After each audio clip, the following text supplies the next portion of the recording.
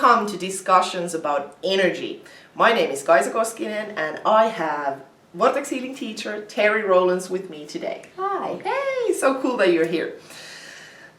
I have such an interesting topic to ask about Terrie today. We are going to be talking about ghosts. Ghostbusters. Yes, Ghostbusters. What are ghosts? Well, I'm glad you asked, because ghosts are one of those things that people hear about. Some people actually experience them, and they don't understand what they truly are. Yeah, and are afraid of them. And are fearful of them, absolutely. So what a ghost really is, and there's actually a couple different kinds of ghosts that we're going to talk about.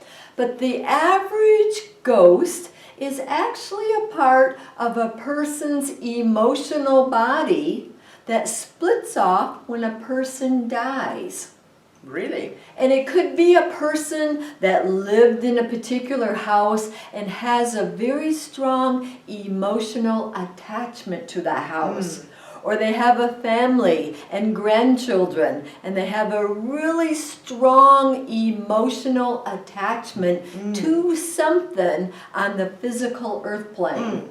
And so when they die, because they're emotionally so attached to something, there's actually a part of their emotions that we call their emotional body that splits off when the soul continues its transition.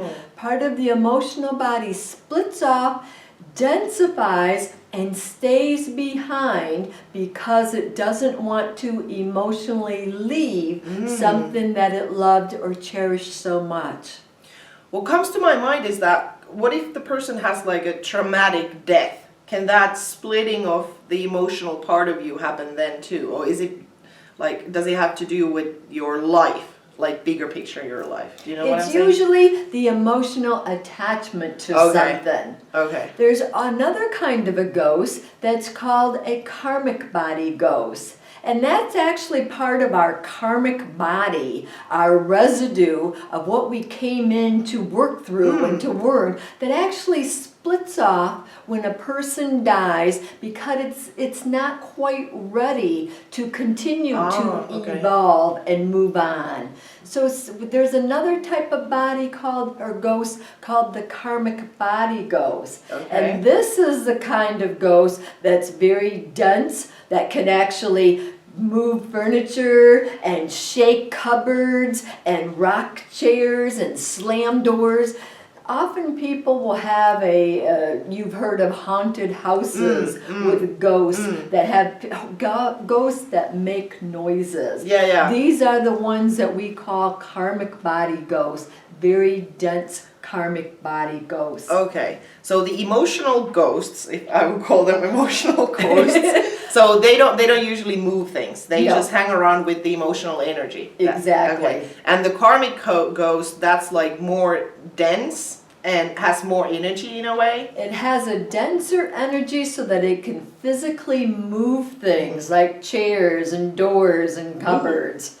And then we have one that's very interesting called a mental body ghost. And this is when a person has achieved a great knowledge or wisdom in a person's lifetime. Say, for example, they're a doctor or a researcher, or they've studied something and they have great knowledge that they want to share with others.